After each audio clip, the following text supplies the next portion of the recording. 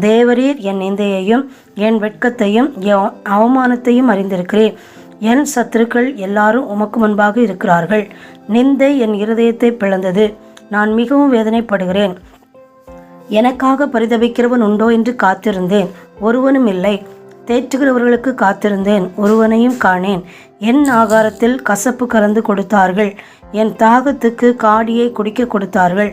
அவர்களுடைய பந்தி அவர்களுக்கு கண்ணியும் அவர்களுடைய செல்வம் அவர்களுக்கு வலையுமாய் இருக்க கடவது. அவர்களுடைய கண்கள் காணாதபடி அந்தகாரப்பட கடவது. அவர்கள் இடுப்புகளை எப்போதும் தள்ளாட பண்ணும். உம்முடைய உக்கிரத்தை அவர்கள் மேல் ஊற்றும். உம்முடைய கோபாக்கினி அவர்களை தொடர்ந்து பிடிப்பதாக. அவர்கள் வாசஸ்தலம் பாழாக கடவது. அவர்களுடைய கூடாரங்களில் குடியில்லாமற் போவதாக. தேவரீர் அடித்தவனை அவர்கள் துன்பப்படுத்தி நீர் காயப்படுத்தினவர்களை நோக பேசுகிறார்களே. அக்கிரமத்தின் மேல் அக்கிரமத்தை அவர்கள் மேல் சுமத்தும். அவர்கள் உமது நீதிக்கு வந்தெட்டாதிருப்பார்களாக. ஜீவ புஸ்தகத்திலிருந்து அவர்கள் பேர் கிறுக்கப்பட்டு போவதாக. நீதிமான்கள் பேரோடே அவர்கள் பேர் எழுதப்படாதிருப்பதாக. நானோ சிறுமையும் துயரமும் உள்ளவன். தேவனே, உம்முடைய இரட்சிப்பு எனக்கு உயர்ந்த அடைக்கலம் ஆவதாக. தேவனுடைய நாமத்தை பாட்டினால் துதித்து அவரை ஸ்தோத்திரத்தினால் மகிமைப்படுத்துவேன்.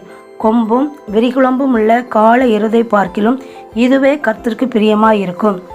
சாந்த குணமுள்ளவர்கள் இதை கண்டு சந்தோஷப்படுவார்கள். தேவனை தேடுகிறவர்களே, உங்கள் இருதயம் வாழும். கர்த்தர் எளியவர்களின் விண்ணப்பத்தை கேட்கிறார். கட்டுண்ட தம்முடையவர்களை அவர் புறக்கணியார்.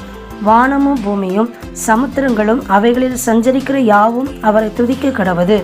தேவன் சீயோனை ரட்சித்து யூதாவின் பட்டணங்களை கட்டுவார். அப்பொழுது அங்கே குடியிருந்து அதை சுதந்திரித்துக் கொள்வார்கள். அவருடைய ஊழியக்காரரின் சந்ததியார் அதை சுதந்திரித்துக் கொள்வார்கள். அவருடைய நாமத்தை நேசிக்கிறவர்கள் அதில் வாசமாயிருப்பார்கள். ஆமென்.